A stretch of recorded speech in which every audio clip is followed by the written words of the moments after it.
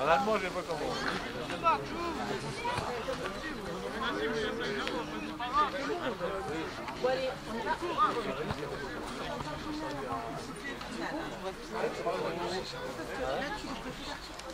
Oui, après, ce qu'il y a, c'est que dès le début de l'entame, on prend rouge et pénalty.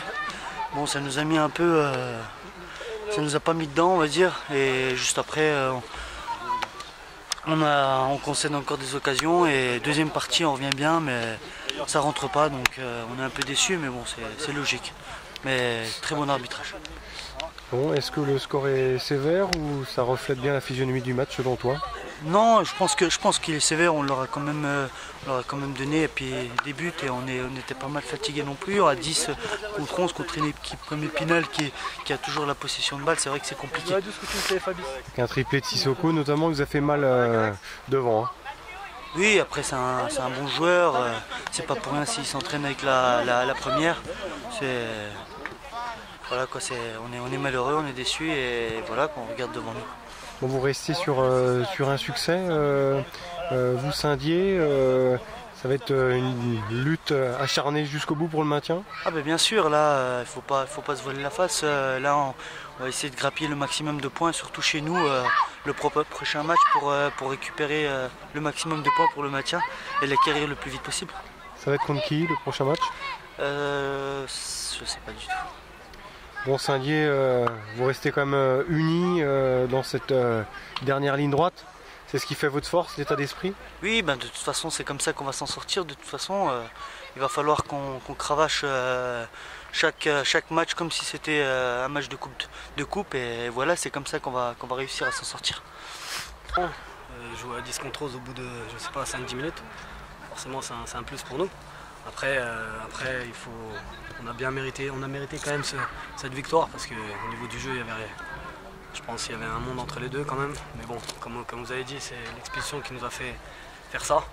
Après, ce qu'il faut féliciter, c'est quand même les joueurs de la nationale qui, quand ils redescendent, ils font le travail et ça se voit parce que là, sur 8 matchs, on a enchaîné 7 victoires et un nul. Donc forcément, c'est un plus quand ils redescendent. Maintenant, on aimerait bien aussi que l'équipe première fasse comme nous un peu. Même si c'est pas le niveau, même si c'est pas le même niveau, mais ça serait bien que, comme on dit, la locomotive du club gagne et que se maintienne. Bon, la réserve du ça c'est bien ancré sur le podium quand même. Ouais, c'est sûr qu'on est bien.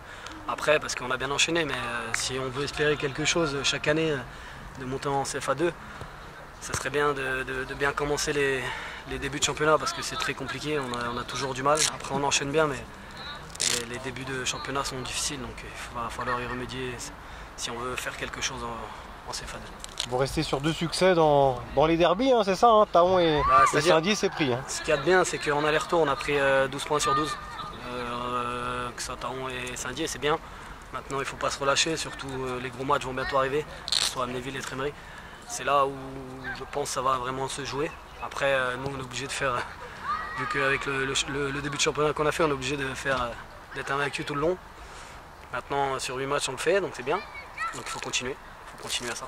Juste un mot sur Sissoko, la hauteur d'un triplé, il vous fait du bien forcément? Oui, c'est un bon joueur. Moi, on l'a pas trouvé encore avec la B. La seule fois qu'il est venu, il a pris un rouge avant la mi-temps, donc on ne l'avait pas trop vu. Mais je pense que si on le bouge un peu, s'il se bouge un peu, je pense que ça peut être un très bon joueur.